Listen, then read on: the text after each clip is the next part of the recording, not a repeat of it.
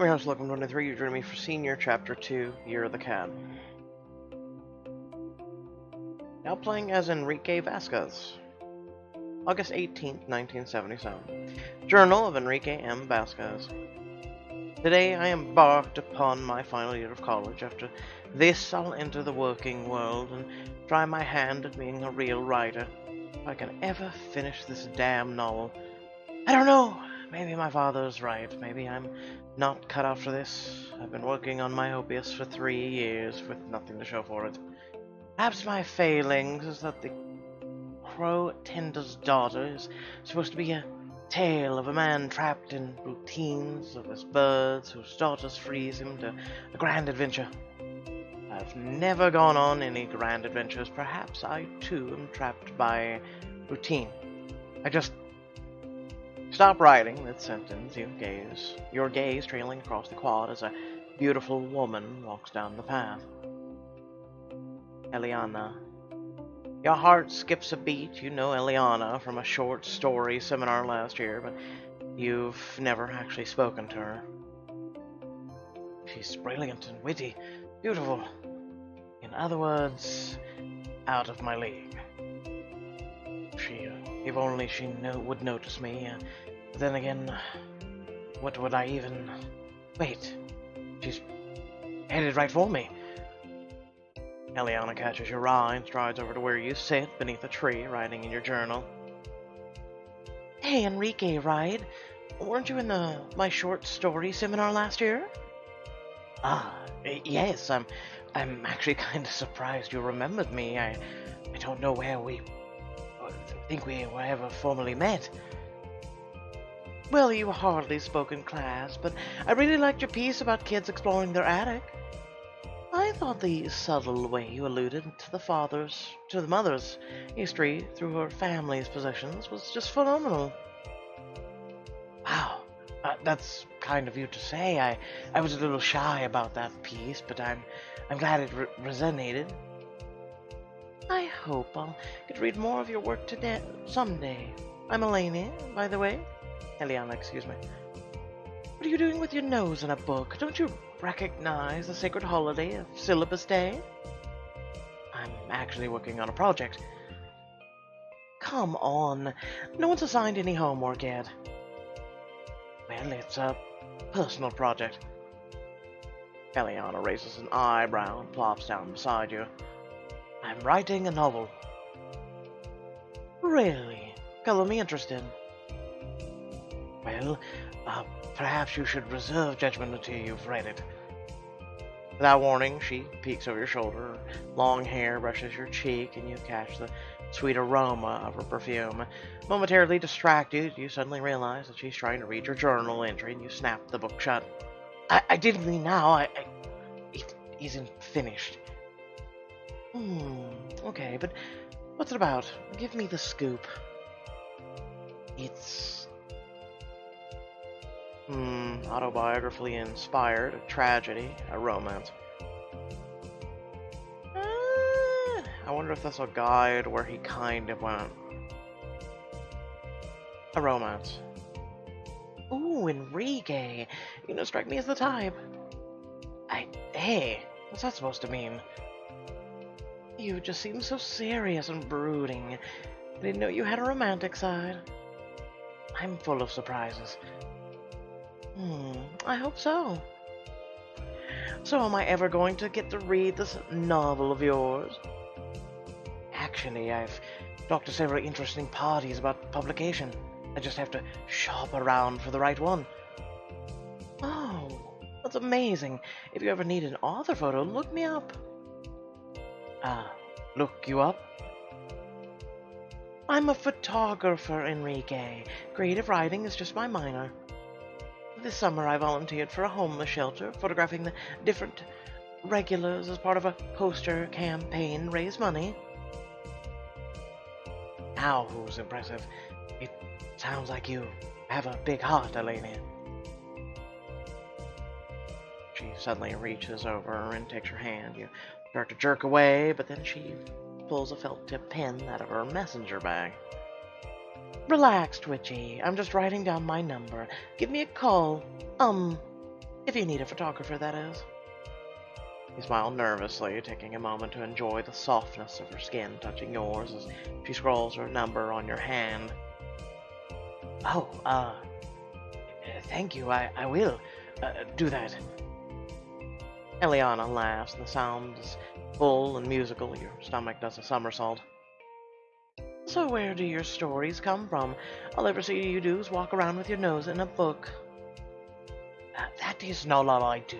In fact, I spend my whole summer going on wild adventures to fuel my creativity. Really? I want to know all about them. Oh, I do so much. It's hard to recount. It's all. But anyway, those adventures were actually just the beginning of a big list of exciting goals I have this year. And are you going to share anything from this list with me? Oh, well, it's rather long, and I don't have it on me right now, but for one thing, I plan to, Your mind races as you try to think of something to say before you can register your thoughts. You blurt something out. I do volunteer work. Really? I had no idea you were interested in volunteering too. Well, yes, how can one write about the human condition if one does not sleep to the understanding the plight of their fellow man? I completely agree. Hey, you know what? I have plans to take a shift to the soup kitchen in Northbridge this weekend. Why don't you join me? You can tell me all about these adventures of yours. Absolutely then. It's a date then. Eliana's face registers her surprise, but she smiles widely. A date. Radical. I'm looking forward to it. Who says radical? It was a different time. She holds her gaze for a long moment, then bites her lip and stands. She saunters away, hips swaying, but pauses to look over her shoulder. Well, you've got my number. See you this weekend, Enrique. Eyes wide as you watch her depart, you reopen your journal and scribe it in furiously, detailing your encounter. Did that really just happen? She actually seems interested in me. But what if she's only impressed because of what I said in my book and my adventures? What if she thinks I'm a dweeb when she finds out that none of it is true? That can't happen. I have to keep up the ruse. I need to come up with a compelling list. Who knows? Maybe this is motivation I need to finish my writing, and at least I get to spend more time with Eliana. Sighing, you close your journal and lean back against the tree, musing about what the year will hold. Now playing as Mizumi. You're so caught up in reading that you barely notice Zack and Grant approaching you. There you are, Mizumi. We thought you had fallen down a rabbit hole or something. I did, in a way. I just found Professor Vasquez's diary from his senior year of college. Wow, that's amazing. I wonder what other stuff we could stumble across down there. Maybe we could even incorporate it into our tour. Forget the tour. I want to hear about Vasquez's juicy secrets. Give Zack and Grant a rundown of what you just read. I only read the first entry, but I'm excited to see what happens next. I hope I learn some good writing tips, more about Vasquez, all about his love life, more about Vasquez. Yeah, it's weird to think about our teachers or people too. I do kind of wonder what shaped him as a person. Exactly. There's still so much I don't know about him, and my chance to delve into his psyche. You turn the journal over to in your hands, examining its worn leather exterior. How amazing is this, though? Here I am in my senior year trying to figure out what to write, and it turns out Vasquez went through the same thing. I guess he still has some lessons to teach you. You know, this diary entry gave me an idea. What if I come up with my own bucket list to inspire my thesis? Alice did say having lots of interesting experiences is a good way to kickstart your creativity. I like that. Maybe you can get our friends in on it too. It is our last year of college. We should make memories together while we still can. Definitely. Now I just need to come up with a list of things I want to try. Gain inspiration for your thesis. What about Vasquez's volunteering idea? Maybe that's a good place to start. The animal shelter where my cousin works is always taking volunteers, and you'd get to play with cute animals. How can I say no to cute animals? I'll give you their info. If you call ahead, I'm sure they'd be happy to set you up with a volunteer gig. They even take groups if you want to invite your friends to join you. I might just have to do that. Thanks so much, Graham. Now please, let's get out of this dang basement. I'm having flashbacks to the time our boiler got destroyed. On the other hand, if you hadn't needed to repair your boiler, we never would have met. I suppose home sabotage is a small price to pay for finding true love. Hey, Zach, remember Brandon? And Zach runs away crying. Tucking Vasquez's journal in your bag, you follow Zach and Graham back upstairs. That weekend, you head to the animal shelter with your friends. First off, I want to thank all of you for agreeing to come here, especially Abby. Don't worry about me. I'm on a new brand of extra-strength allergy medication. I might be a little loopy, though. We honor you for your sacrifice, Abs. The shelter's having an adoption drive today. All adoption fees are waived, so let's try to get folks to take home a cute new friend. But before the event begins, the shelter wants us to get the pets ready by helping with socialization. What does that mean? Shelter animals come from all sorts of situations, but it's important for them to be comfortable around people when they get adopted. And the best way to help them feel comfortable is to provide positive human contact. You mean, we're on cuddle duty. Except for Abby and Tyler, you two will help with filing paperwork in the comparatively dander-free admin office. More like pupper work, am I right? You know, because puppies? Oh, wow. Those things really kick in quickly. For the rest of you, take a look at the list, see what area appeals to you. These animals aren't going to pet themselves. Your friends split up and take on different tasks. You gaze around. I should play with the puppies, cuddle some kittens, creep in on the critters. Cuddle some kittens. Get over to the cat compound to help Becca and James. Becca's holding a purring calico kitten in her arms. Cats know what they want, when they want it, and aren't afraid to go after it. They're such divas. I love them. I guess you could say they're perfect. Becca's cat immediately squirms out of her arms and stalks off in a huff, tail lashing. Becca glares at you. I agree, Cat. Puns are the lowest form of humor. A fluffy snowshoe cat with white mittens twines herself around your legs, purring like a car motor. Like I've been claimed. You bend down and the snowshoe hops right into your arms, butting her head against your chin for more pets. According to the volunteer coordinator, that kitty's very adventurous. She's least trained and used to go on vacation with her humans. They only gave her up because they have to move into an apartment that didn't allow pets. Little tidbit. I have moved into 3 different places that had that rule. Guess what? I still have all my fucking pets. I hate that rule, and I encourage anyone who moves into a place to break that rule. They say cats are Ryder's best friend. Hemingway had tons of them. Don't tempt me, both of you. For a few minutes, you gently nudge the cat off your lap and move on. I should play with... Creep in on the critters. Let's try that. Join Zig and Caitlin in the critter compound. Look, Bazoomi, I have a lizard. Look at my lizard. He's so cool. One from ROE. They probably finally gave him up. Caitlin holds out her arm and the lizard scampers up and down it happily. Is that the closest we'll ever get to playing with dinosaurs? Because I'm absolutely on board.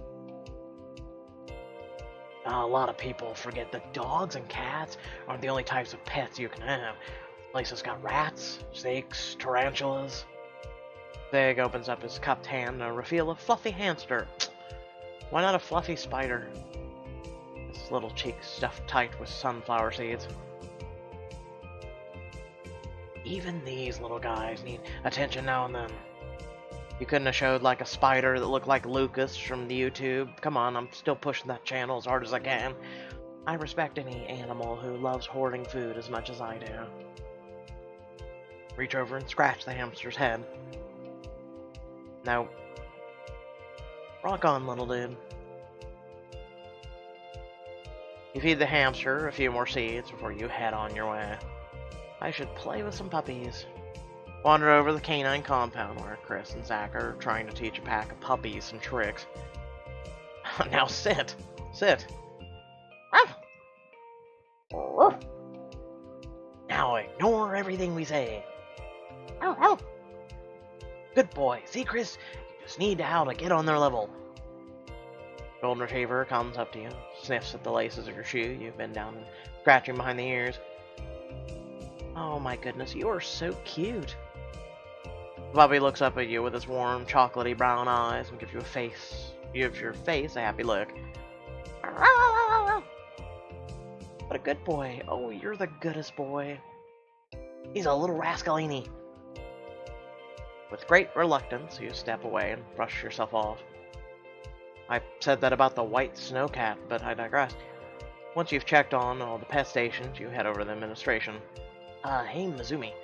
Having fun? Well, not with you, Tyler. I finished sorting all the clips. Glance over to Abby's desk, where she sorted all the binder clips into 3 messy piles. Great job, Abby. He makes a show of sliding every clip, or every pile, off the desk into a plastic container, and he gives a shake and upends all the clips into a new pile on the other side of her desk. Look, Abby, more clips to sort. He stares at the new pile blankly. She gives a goofy grin and starts sorting them once again. Yay, clips! Huh. When did she become so stupid? Sorry, Mizumi. Her new allergy medicines hit her pretty hard. I'm helping! Okay. They're supposed to be for allergy meds, not dropping her IQ by a good 120 points. But on the plus side, she hasn't sneezed once. Would you like some extra help? Your voice sounds like purple. Yep. IQ of about 40. You and Tyler settle down and go through some of the shelter's paperwork and records. I'm glad you suggested this. It's really eye-opening. Well... Shelters? Well, I'm actually... Okay, so I am actually sad there's shelters at all. I have stray cats I've taken care of for 5+ years where I live right now that live on their own. I feed them, yeah, but, you know, without me, they've been surviving on their own before I came along. Nature has a way of surviving. I think we, the people, sometimes just get imperatively stuck in our, we're superior than you, and just have to imperviously just get into bullshit that we don't need to, but, no, I'm actually going to stick with that. I'm sad shelters have to be a thing. Everyone here does the best they can, but no shelter's capable of giving every individual animal the same love and care a home would. Much less 300 animals at once. That's because shelters are supposed to be stopgaps, not solutions. Pets belong in homes, not kennels. No, pets belong wherever the hell nature wants them. How about that? Tyler sighs sadly as he files some paperwork. According to these records, the shelter's adoption rate plummeted this quarter. They're overcrowded and underfunded. And that's when they start putting down animals. Oh my god! What is it? Abby wraps her arms around herself. Did you know you can hug yourself? Why didn't anyone tell me? Oh. I am not in the mood for this stupid shit today. This saves so much time. Why do I need you as a boyfriend, Tyler? You and Tyler crack a smile at Abby's annex, despite the grimness of Tyler's tone. You know what? I think we can really make a change today if we work hard. Let's get these pets some forever homes. Well, you you'd better get ready for some smooth talking because it looks like the first folks are here to check out the animals. Several people stream into the shelter. The animals, alert and happy after spending time with you and your friends, perk up at the sight. Among the crowd, you recognize Miss Twombly making her way into the canine compound. You and James stroll over to chat with her. Mizumi, James, fancy seeing you here. Are you here to adopt a pet? They've gave her face a facelift, apparently. We're actually volunteering for the shelter. I'm trying to gather some source material for my thesis. What a wonderful idea. I can't wait to read it. Speaking of writing, have you finished reading the pages I sent you from my latest romance novel? No. And no, although let me just say the balcony makeout scene between Bella and Maurice was fire. Suddenly you hear a surprise shout from Chris. Whoa, hey, watch out there, girl.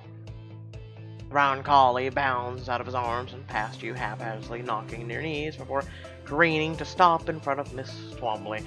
Her face lights up as the collie licks her hand profusely. Sorry about that, Miss Twombly. She's one excitable girl. I've been trying to get her to behave all morning. Not a problem. I like an assertive kisser. Definitely looks like she likes you too. Have you ever had, or considered adopting a dog? Well, my apartment can get kind of lonely. I like the idea of getting a dog, but it's also a lot of work, so I'm not sure. I mostly drop by to get a quick puppy fix, but this girl is very sweet. Well, you should adopt her. Dogs are great companions. Dogs aren't that much work. She could help you meet people. Well, Miss Twombly has a romantic indentation in her life, so... People love dogs. I'm sure tons of folks would ask if they can pet yours, and who knows what conversations can spring from them. Usually boring ones, talking about the dog. You might even end up talking to some handsome men. Oh my goodness, it would be just like the plot of Puppy Love, one of my favorite romance novels. Look, you predictable asshole. A single woman gets swept off her feet by a handsome man who rescues her dog. Uh-huh, that could be you. Say no more. I'll go fill out the paperwork right away. I feel sorry for your dog. The things you will probably see. Twombly kneels down and Collie licks her face with gusto. I think it's wonderful that you're all getting involved in volunteer work. Maybe next we can start a writer circle. I've been trying to get Alice in on it too. And Mizumi, I look forward to hearing your thoughts on my latest chapter. Was the part where Adam eats olives off Peter's fingers too much? Well, it is for me now. Miss Twombly, it's your story. Live your dream. Say your goodbyes and then step out of the canine compound. Across the room, you spot Jacqueline slumped against a wall. Becca hurries towards him and you follow. Jacqueline, what are you doing? Oh, it's just contemplating the meaningless slog that is existence. Well, yeah, I figured, but I mean, what are you doing here? Don't you have a shift at Uskia right now? There needs to be a manager on the floor.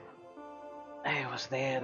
The curtains needed folding, but I realized that life itself is one big curtain display, and that inevitably falls into disarray, no matter how often you fold it. So I called in Susie to cover my shift because why even bother at all? I drove aimlessly until I arrived here. Sounds like you need something to cheer you up. And what's better than a cute animal to give you a boost? You accidentally ended up in the perfect place. Just then the calico kitten Becca was petting earlier trots over. Ow. Hey you, how'd you get out of your pen? Plot reasons. Becca reaches out to pet the kitten, but it slinks right past her and crawls up to Quinn's lap. Hey, what do I do? You pet it.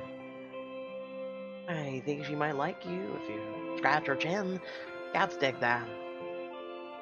Equin does so, and the kitten starts purring. Maybe you should take this little gal home with you. It might change your perspective on life. Nothing means anything. How could one small fairy creature change my outlook? A cat could give you responsibility. The dude has a lot of responsibility. Now, improve your health? Well, it is scientifically proven that cats and dogs actually have their own ways of improving a person's health, so... match your apathy. Have you ever met a cat? They do nothing all day, they don't care about anything or anyone, and their very spirits brim within you. Okay, a cat does care, though. I'm just saying. They're basically you as an animal. I never thought about it that way. Maybe this one would understand the emptiness of my heart. And then maybe the cat would fill your heart. I don't know, I'm hoping. She might push things off your table for no reason, but otherwise I think she'd make a great companion. I pushed a glass off my own table when I realized nothing was stopping me. Life is just chaos once you strip away the arbitrary rules of civilization. And so, on this day, the cat and the robber were born, where he went around life doing nothing but breaking the rules of society. Jacqueline, right, looks down at the kitten. He abruptly, or blinks sleepily up at him. He rubs the top of her head.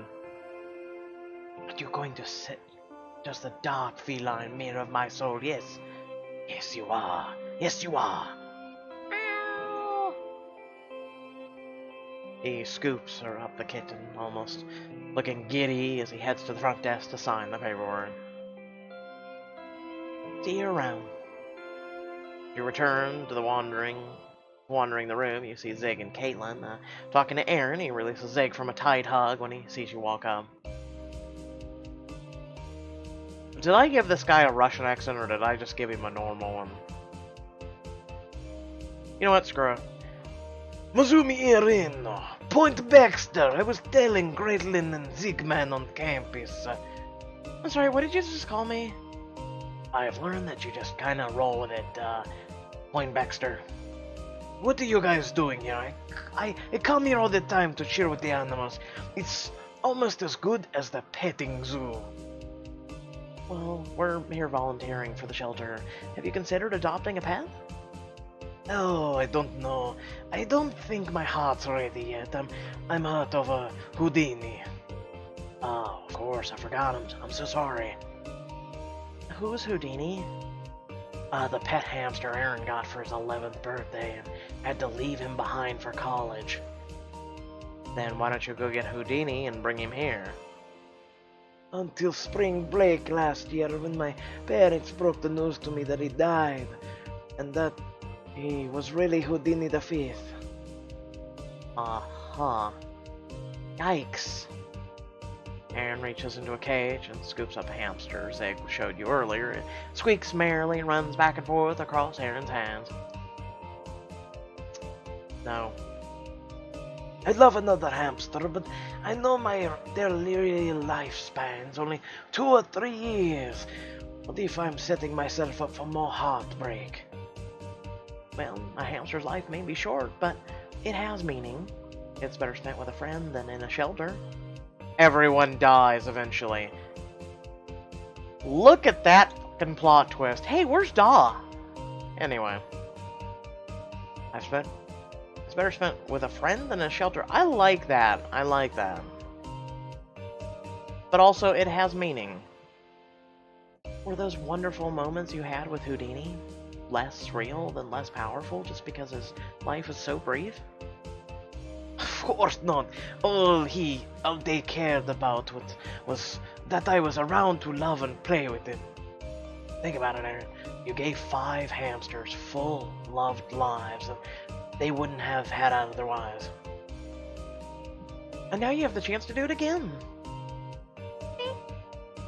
You're right. The universe is made of love. No, it's not. I shouldn't turn down an opportunity to add more love to it. You do that. How about it, little buddy? Do you want to be the Houdini the 6th? How original. Did you ever think of giving it a new name so the hurt doesn't continue? No? Okay. Aaron waves goodbye to you and takes his new hamster up the front desk to fill out the adoption papers. So when he went to pick up all 5 hamsters, he's like, Houdini 1, what's up? Houdini 2, hey! After talking to several more people about adopting various pets, you check in with Tyler and Abby at the front desk. Hey, look who's been hard at work. Achoo! Sounds like your allergy meds wore off. Has she been here more than 5 minutes? Question mark? Maybe that's for the best. A little while ago, I tried to eat a granola bar that turned out to be birdseed block. She leans on Tyler's shoulder with a yawn and a sniffle. Well, thanks for holding down the fort. It seems like you were really convincing. Miss Twombly adopted that brown collie. That's awesome. As long as the dog doesn't eat her manuscripts, I think they'll get along great. Believe it or not, Jacqueline adopted a kitty. He was actually beaming. It's kind of freaky, to be honest. How did you know 5 minutes ago you were trying to eat a birdseed block? Did you have a hand in convincing Aaron to adopt a hamster? Saw you talking to him before. Yep, he's learning to let go of Houdini's 1 through 5 and open his heart up to the love of a 6th little hammy. If you're not careful, the shelter's never going to let you go. That makes more of a dozen adoptions during this event alone. Convinced 3 people to adopt from the shelter. I'm pretty sure it was a team effort, but I digress. You look around the shelter and you can't help but smile. Abby is asleep on Tyler's shoulder. The rest of your friends continue to play with animals. Volunteering here has really given me perspective I didn't have before. Everyone who comes in here has a story, some hole in their lives that they're trying to fill. Actually, this gives me an idea for my thesis. I really like the idea of different people approaching a common goal, but with varying motivations. Hanging out with cute animals all day and getting a creative boost in the process? Everything's coming up, Mizumi. Plus, I get the satisfaction of knowing I got to make a difference. As you walk through the shelter one more time, Caitlin joins you and puts a hand on your shoulder. Penny for your thoughts? I will give you back that penny if you actually hold my hand and or kiss? Question mark? Before volunteering here, I'd forgotten how much fun a pet could be.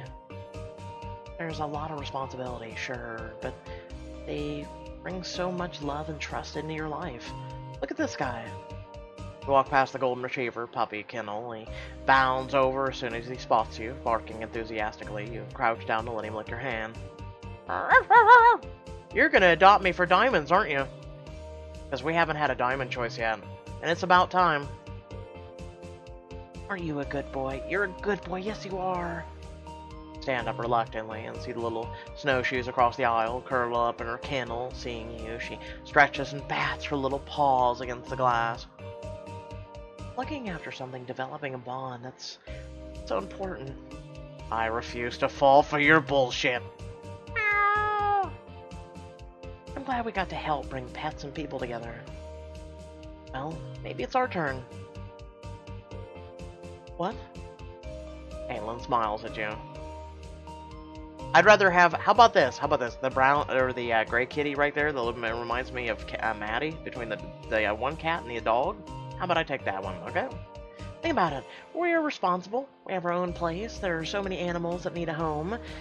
I'll leave the choice up to you, but personally, I'd love to get a pet. You whirl around to look at both the adorable snowshoe cat and the golden retriever puppy. Oh, look, you can get both. Why is the cat more derpy when you're actually looking at it with its eyes open, but however, when it's like this, it's as adorable as all shit? However, the puppy never changes because it's a puppy and it has the IQ of, well, Abby on allergy meds, apparently. Oh, no. No, I won't do this. Oh, you mother... Look at Pixelberry. They're like, yeah, you want it, don't you? You want it. Just go ahead. Locum. You'll be saving pets. Remember that story you told about adopting the dog before it was put down because the shelter was full and they redid the laws? Yeah, you want them, don't you? No, goddammit, stop. It's so tempting, and these guys are cute. I'm too busy with school to take care of a pet right now. Yeah, maybe you're right, and I guess our apartment is a little too small. Shut up with the excuses, okay? We couldn't afford it. You and Caitlin bid goodbye to the rest of your friends before heading out the door to your car. My cats eat better than me, okay? The next day, you and James meet up for coffee. After your morning class, you take Vasquez's journal out of your bag and place it on the table in front of you. James opens it and flips through the pages with reverent hands. So this is Vasquez's personal journal from 40 years ago? God, doesn't even feel real. I know. He has the same age we are now when he wrote this.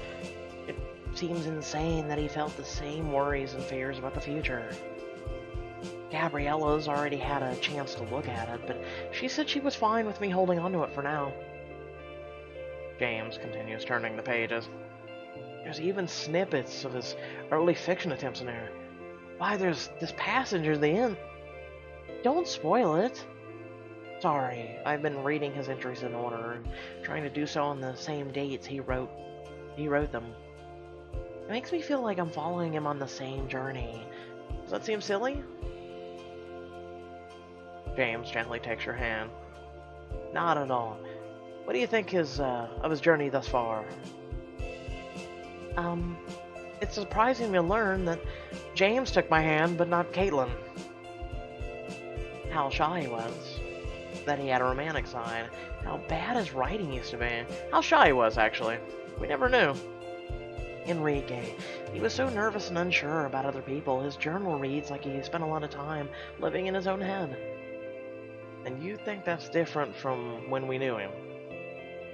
The Vasquez I met didn't care what other people thought. He was gruff, brash, and said whatever he wanted. Perhaps he just learned to hide his shyness differently. He was never one for people's skills. I'm getting there.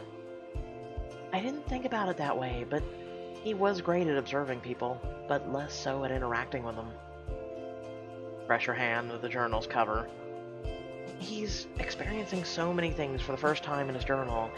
His life's only beginning. I only got to know him at the beginning of the end. But this journal doesn't belong to me, and you knew Vasquez way longer than I did. When you move to slide the journal towards him, James stops you. You should keep it with you. But James, call it fate, kismet, or happenstance, but you found this journal, and it's your senior year. You need this more than I do. Are you sure? I was lucky enough to have 3 years of Vasquez's mentorship and guidance. That's enough for me. Honestly, I think Vasquez would prefer it this way. But if you allow me one piece of advice, fire away. Let this journal inspire you. Don't treat it like a roadmap. What do you mean? This is your year to forge your own path. Don't feel like you have to repeat all of Vasquez's choices to get the same sort of success he did. There's more than one way to become a great writer. When I think of all it took to get Crestwood Jenner published, my head starts spinning. Can't believe Crestwood Jenner officially releases this week. James' phone chirps with a notification. Is that Colin Harper texting you about another rave review? Don't read it. Let me guess what it says. James Ashton's debut novel is Staggering Triumph of Genius. Reads like it was written by Vasquez's ghost. Doesn't thank Mizumi enough in the acknowledgments. It's a Staggering Triumph of Genius. 999,999 stars and a half. I couldn't quite hit the cool million. The 1.5 line spacing in the print just threw me off. Oh, well, you can't win them all. James finally looks down at his phone. His face softens into a amazed smile as he slides his phone back into his pocket. National Times, 3.5 stars. They called me an astonishing new talent. Oh, James, that's wonderful. You get up from your seat and wrap James in a warm hug. I've been steeling myself for the possible bad reviews, but so far the reception for Crestwood Jenner has almost been overwhelmingly positive. What can I say? You done wrote good, buddy. Oh, God. It puts me in a mind to celebrate. The Taste of Northbridge Festival's happening tonight. At the local restaurants, set up the food carts in the downtown square and offer sample plates of their main dishes. Oh, I like that. That way you can try a little bit of everything. is also a great opportunity to people watch. It's like the perfect opportunity to keep our writerly skills sharp. Are you interested?